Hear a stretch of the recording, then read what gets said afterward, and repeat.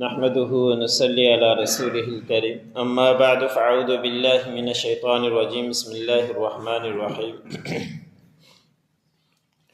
قل نزله روح القدس من ربك بالحق ليثبت الذين آمنوا وهدى وبشرى للمسلمين ولقد نعلم أنهم يقولون إنما يعلمه بشر لسان الذي يلحدون إليه أعجمي وهذا لسان عربي مبين إن الذين لا يؤمنون بآيات الله لا يهديهم الله ولهم عذاب أليم إنما يفتري الكذب الذين لا يؤمنون بآيات الله وأولئك هم الكاذبون۔ سورۃ النحل کا درس چل رہا ہے۔ اسی سورت کی آیت نمبر 102 سے لے کر 105 تک تلاوت کی گئی۔ گزشتہ آیتوں کے اندر گزرا کہ اللہ رب العزت نے فرمایا کہ جب ایک آیت کی جگہ ہم دوسری آیت تبدیل کرتے ہیں تو اس کے اندر اللہ رب العزت کی حکمتیں ہوا کرتی ہے جو عام لوگ نہیں سمجھتے، لیکن اس حکمت کو کافر اور مشرک لوگ یہ اعتراض کرتے ہیں کہ یہ قرآن پاک کو گھڑ کر لایا ہے۔ تو اس کے جواب میں آج کی آیت میں اللہ رب العزت نے فرمایا کہ ان سے کہہ دو کہ اس کو اتارنے والا کوئی معمولی شخصیت نہیں، پاکیزہ روح حضرت جبرائیل علیہ السلام ہیں جو اپنے پروردگار کے پاس سے سچ اور حق کے ساتھ لاتے ہیں تاکہ ان لوگوں کے ایمان کو مضبوط کرے اور تاکہ اس قرآن پاک کے ذریعے ہدایت بھی ہو اور تاکہ اس قرآن پاک کے ذریعے مسلمانوں کے لیے خوشخبری بھی ہو۔ بہت ساری صورتوں کی صورت کے اندر قرآن پاک کے اندر ہدایت بھی ہے لوگوں کے لیے اور بہت کی جگہوں پر مومنین کے لیے خوشخبریاں بھی ہے۔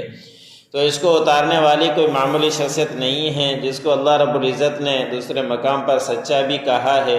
کہ جبرائیل علیہ السلام اس کو لاتے ہیں اور یہ کہتے ہیں کہ یہ اپنی طرف سے گھڑ کر لایا ہے۔ آگے اللہ رب العزت نے ان منافقین اور مشرکین کی ایک بات کے بارے میں بیان فرمایا ہے۔ آپ صلی اللہ علیہ وسلم کا معمول تھا کہ کوئی بیمار ہو، پریشان ہو تو آپ صلی اللہ علیہ وسلم اس کی عیادت کیا کرتے تھے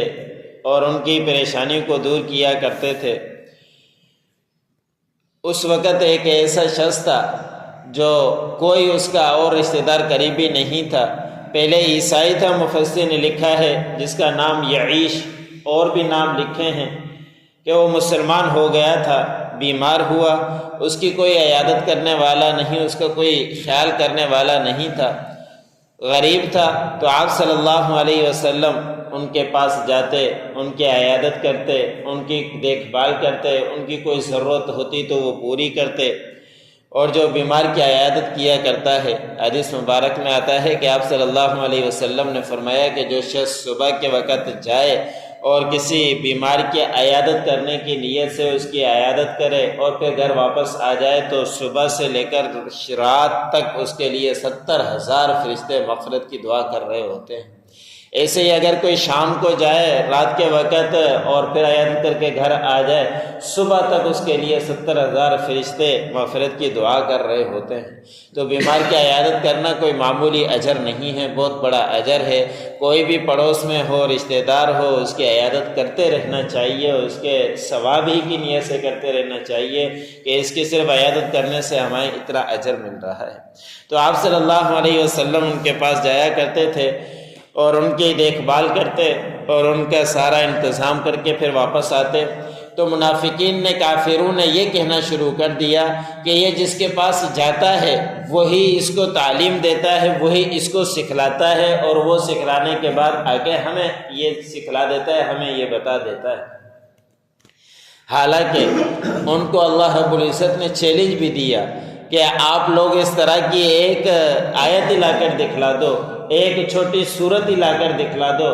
عرب کے اندر عربی زبان کے اندر اتنی ان کو مہارت تھی کہ شعر شاعری کے اندر اور گھوڑوں کے شعر شاعری اور معلوم نہیں کہ کیا سے کیا وہ کہہ دیا کرتے تھے، مرد اور عورتیں اتنے اشعار کے اندر عرب زبان کے اندر بولنے کے اندر مشہور تھے، لیکن ایک آیت بھی کوئی نہیں لا سکا۔ لیکن یہ سوچنے کی بات ہے کہ ایک بیمار ہے اور پھر اللہ رب العزت نے فرمایا کہ یہ لوگ اس کی طرف نسبت کرتے ہیں لیکن اس کی زبان بھی عربی نہیں ہے، وہ تو ٹوٹی پھوٹی عربی زبان جانتا ہے، اس کی زبان بھی عجمی ہے، اور عجمی زبان والا عربی کیسے سکھلائے گا؟ اور اتنا بڑا چیلنج تمہیں مل چکا ہے، اس کو تم نہیں دیکھتے اور یہ شوشہ چھوڑنا شروع کر دیتے ہو کہ اس سے یہ سیکھ کر آتا ہے، ہمیں آ کے سکھلاتا ہے۔ دنیا کے اندر ضد کا کوئی علاج نہیں ہوا کرتا، بس ان کو ایک طرح سے ضد تھی، معلوم بھی تھا کہ ایسی عربی زبانیں کوئی بول بھی نہیں پاتا اور اس طرح کا کوئی مقابلہ نہیں کر سکتا، اس کے باوجود بھی وہ اس طرح کے شوشے چھوڑ دیا کرتے تھے۔ تو اللہ رب العزت نے فرمایا کہ ہم جانتے ہیں کہ یہ جس طرح کی باتیں کیا کرتے ہیں اور یہ کہتے ہیں کہ ان کو ایک آدمی سکھلاتا ہے، حالانکہ اس کی زبان کوئی عربی نہیں ہے، وہ تو عجمی زبان ہے، عربی جانتا بھی نہیں، لیکن اس کے باوجود اس کی طرف وہ نسبت کیا کرتے ہیں۔ پھر اللہ رب العزت نے فرمایا کہ جو لوگ ایمان نہیں لاتے اللہ رب العزت کی آیات کے اوپر، پھر اللہ رب العزت ان کو ہدایت نہیں دیتا اور ان کے لیے دردناک عذاب ہے۔ مفسرین نے لکھا ہے کہ ٹیوب ویل چل رہا ہو اور اس کے نیچے برتن کو الٹا رکھ دیا جائے، رکھا رہے دن رات، کبھی بھی بھرنے والا وہ نہیں ہے۔ ایسے ہی اگر کسی کے دل الٹے ہو جائیں پھر وہ کبھی بھی ہدایت نہیں پاتے، وہ پھر پورا قرآن پاک کو سن لیں، سمجھ لیں، اور پھر بھی وہ اس کے راہ راست پر آنے کے لیے وہ تیار نہیں ہوتے، اس لیے کہ انہوں نے دل کا برتن الٹا رکھا ہوا ہے۔ اور بے شک یہ جھوٹا افتراء کرتے ہیں جو اللہ رب العزت کے اوپر ایمان نہیں لاتے، یہی لوگ ہیں اللہ رب العزت نے فرمایا کہ جھوٹے ہیں اور یہ غور و فکر نہیں کرتے اللہ رب العزت کے کلام پر۔ قُلْ نَزَّلَهُ رُوحُ الْقُدُسِ مِنْ رَبِّكَ بِالْحَقِّ، کہہ دیجئے کہ اس کو لایا ہے پاکیزہ روح آپ کے رب کی طرف سے، بالحق، سچ کے ساتھ، لِيُثَبِّتَ الَّذِينَ آمَنُوا، تاکہ مضبوط کرے ان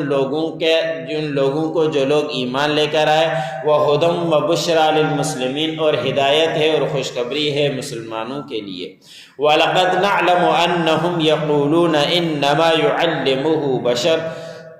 تاکہ ہم جانتے ہیں کہ بے شک وہ کہتے ہیں کہ اس کو سکھاتا ہے ایک آدمی۔ لسان الذی یلحدون الیہ اعجمی وہذا لسان عربی مبین، اور جس کے اس طرف یہ نسبت کیا کرتے ہیں اس کی زبان ہے عجمی اور یہ قرآن پاک تو واضح عربی زبان میں ہے۔ ان الذین لا یؤمنون بآیات اللہ لا یہدیہم اللہ، جو لوگ ایمان نہیں لاتے اللہ رب العزت کی آیات کے اوپر ان کو اللہ رب العزت ہدایت نہیں دیتا، وَلَهُمْ عَذَابٌ علیم، اور ان کے لیے دردناک عذاب ہے۔ انما یفتری الکذب الذین لا یؤمنون بآیات اللہ، بے شک وہ افترا کرتے ہیں جھوٹا جو ایمان نہیں لاتے اللہ رب العزت کی آیات کے اوپر، وَأُولَئِکَ هُمُ الْکاذِبُونَ، اور یہی لوگ ہیں جھوٹے۔